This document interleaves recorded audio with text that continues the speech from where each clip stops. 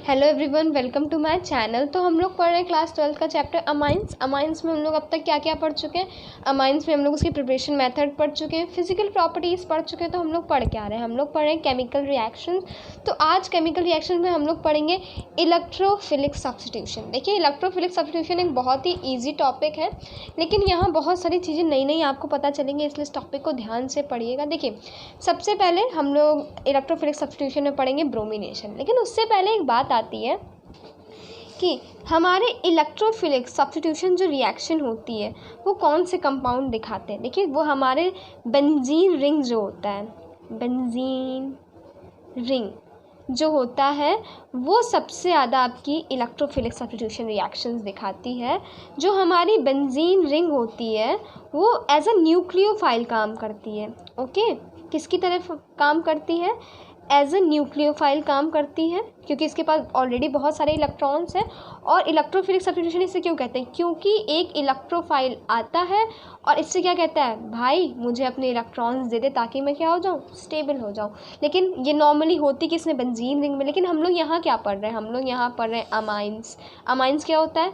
NH2 group के बारे में स्टडी कर रहे हैं। तो हम लोग इसमें क्या पढ़ेंगे? हम लोग पढ़ेंगे जब भी हमारे बेंजीन रिंग के ऊपर NH2 ग्रुप लग जाता है तो उसे हम क्या कहते हैं? उसे हम कहते हैं एनिलीन। तो आज हम लोग एनिलीन पे इलेक्ट्रोफिलिक सब्स्टिट्यूशन रिएक्शंस पढ़ेंगे। ठीक है, ऐसे इसमें होगा कि देखिए, हमारे N के पास लोन पेयर हैं और हमने ये पढ़ा भी था कि जो हमारे N के लोन पेयर होते हैं वो किस में चले जाते हैं?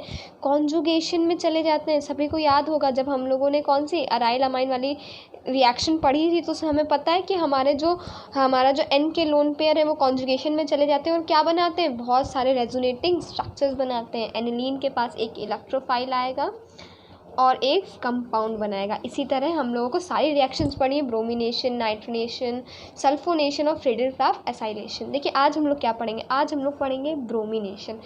उससे पहले हम लोग चीज़ें जान लेते हैं कि हमारा जो एनिलीन है, सब कह देते हैं हमारा एनिलीन जो है वो ऑर्थो एंड पैरा डायरेक्टिंग है। ओके, आप लोगों ने सुना होगा कि जो हमारा एनिलीन है वो एक ऑर्थो पैरा डायरेक्टिंग है। तो कैसे? देखिए, इसका रीज़न जान लीजिए। देखिए, ऑर्थो पैरा डायरेक्टिंग हम लोगों ने ये अराइल अमाइन वाली रिएक्शन पढ़ी थी, आप सभी ने आई होप वो वीडियो देखा होगा। देखिए, आप जब इसके रेजोनेटिंग स्ट्रक्चर्स बना रहे हैं, देखिए मैं बना के नहीं दिखा रही हूँ, ऑलरेडी बने थे इसलिए मैं आपको दिखा दे रही हूँ। देखिए, जब आप ये हमारे स्ट्रक्चर्स बने थे, 5 रेजोनेटिंग स्ट्रक्चर्स बने थे। देखिए, सबसे ज़्यादा इलेक्ट्रॉन डेंसिटी कहाँ कहाँ ज़्यादा है, ध्यान दीजिएगा। इस पोजीशन पे, इस पोजीशन को क्या कहते हैं हम लोग? Ortho position. ओके, देन इस पोजीशन पे, इस पोजीशन को हम लोग क्या कहते हैं? Para position, right.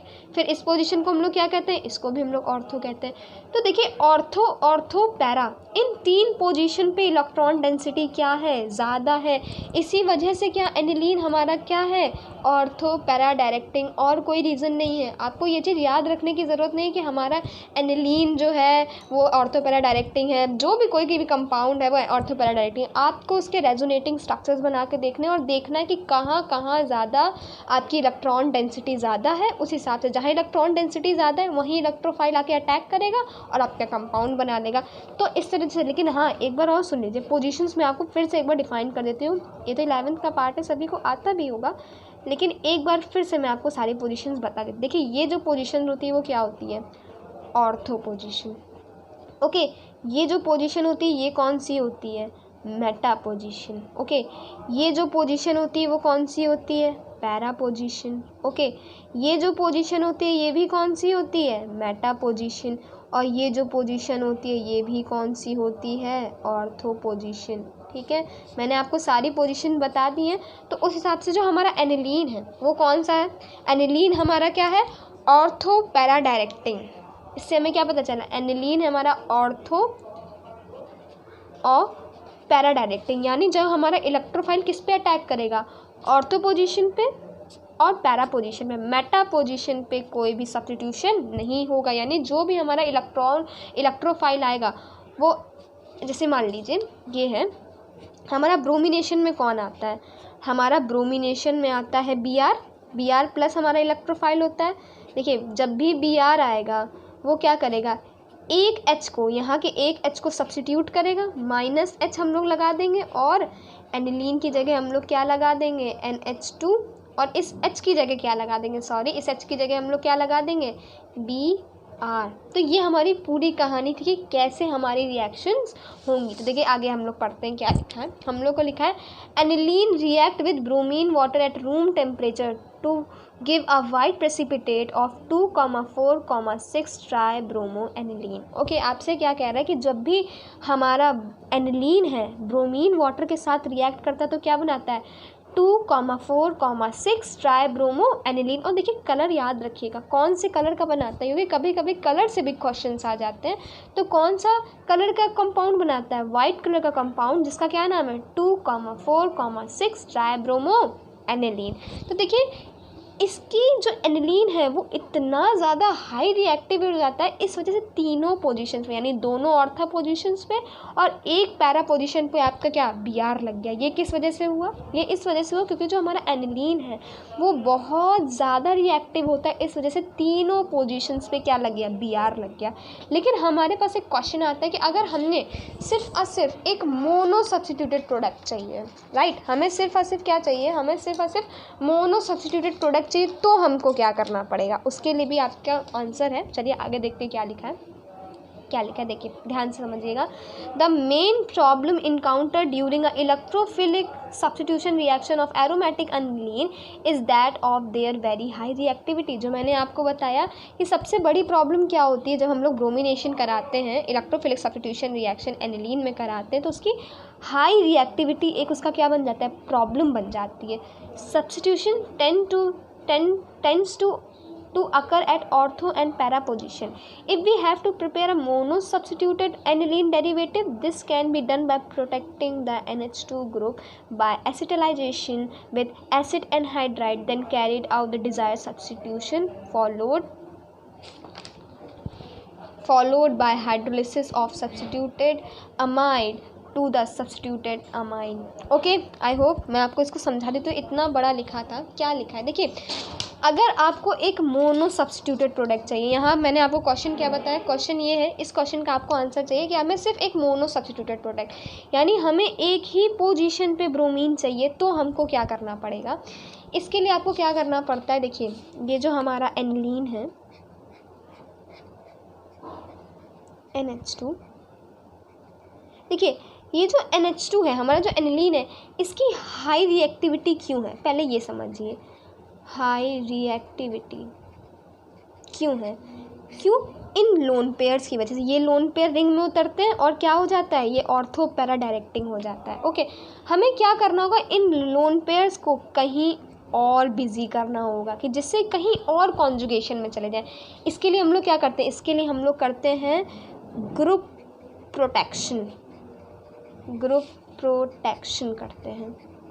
ओके, इसके लिए हम लोग क्या करते हैं, इसके जो लोन पेयर्स हैं उन्हें कहीं और बिजी करने की कोशिश करते हैं, कुछ और कंपाउंड्स बनाते हैं, जिसकी वजह से क्या होता है, वो कहीं और बिजी हो। इसी वजह से हम लोग क्या करते हैं, एसिटिलाइजेशन करते हैं। देखिए कैसे करते हैं, सबसे पहले हम लोग बेंजीन रिंग लेते हैं, राइट,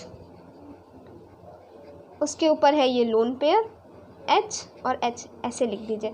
फिर हम लोग लेते हैं एसिड एनहाइड्राइड, हम लोग क्या लेते हैं, देखिए लिखा था मैंने, पीछे भी लिखा था, हम लोग क्या लेते हैं, acetylation with acetic anhydride, acid anhydride नहीं, हम लोग यहाँ एसिटिक एनहाइड्राइड लेते हैं। देखिए एसिटिक एनहाइड्राइड क्या होता है, एसिटिक एनहाइड्राइड होता है हमारा CH3 C double bond O, right,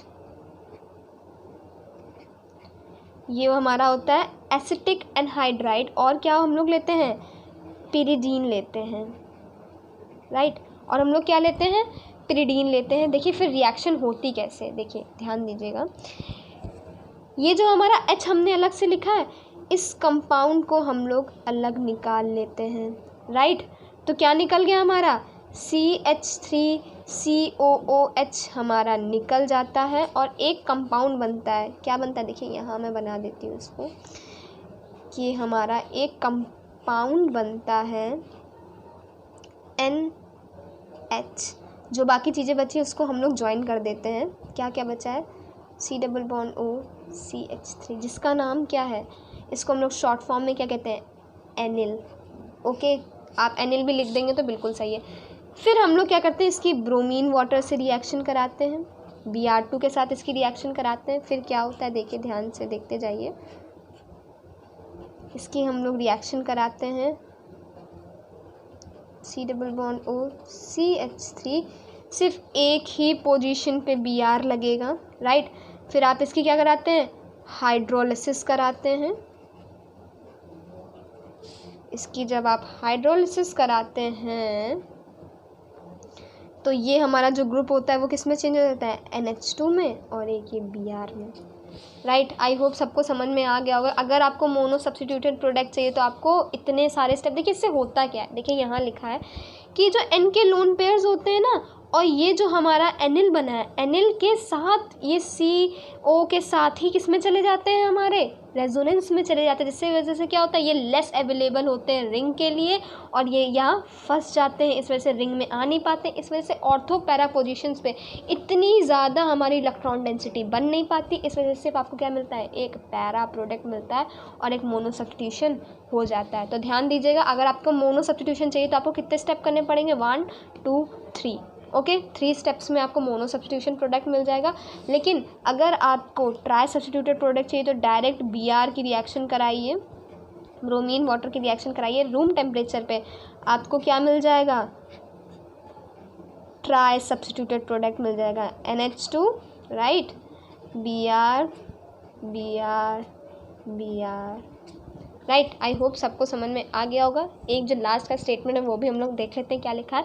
hence the lone pair of electron on the nitrogen is less available for donation to the benzene ring. देखिए जो मैंने आपको बताया था कि जो लोन पेयर यहाँ होते हैं, अगर NH2 रहेगा तो ये रिंग में घूमेंगे, लेकिन जब हमारा एनिल बन जाता है तो ये जो N के ऊपर लोन पेयर होते हैं वो किस में कॉन्जुगेशन में चले जाते हैं, किसके साथ रेजोनेंस करने लगते हैं, C के साथ, CO के साथ हम लोग रेजोनेंस में चले जाते हैं, जिसकी वजह से क्या होता है, less available for benzene ring हो जाता है, benzene ring by the resonance, okay.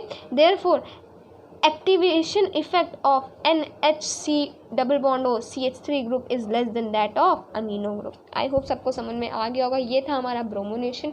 Next में हम लोग पढ़ेंगे नाइट्रेशन। अगर आपको ये वीडियो अच्छी लगी हो और पूरा ब्रोमिनेशन समझ में आ गया हो, अगर आपको नहीं आया तो आप मुझे कमेंट में बताइए आपको ब्रोमिनेशन में क्या समझ में नहीं आया, मैं दोबारा वीडियो बना दूंगी। देखिए इसका मैकेनिज़्म आपके सिलेबस में नहीं है, अगर आपको मैकेनिज़्म जानना है तो मुझे कमेंट में बताइएगा। आई होप आपको वीडियो अच्छी लगी हो। Thank you.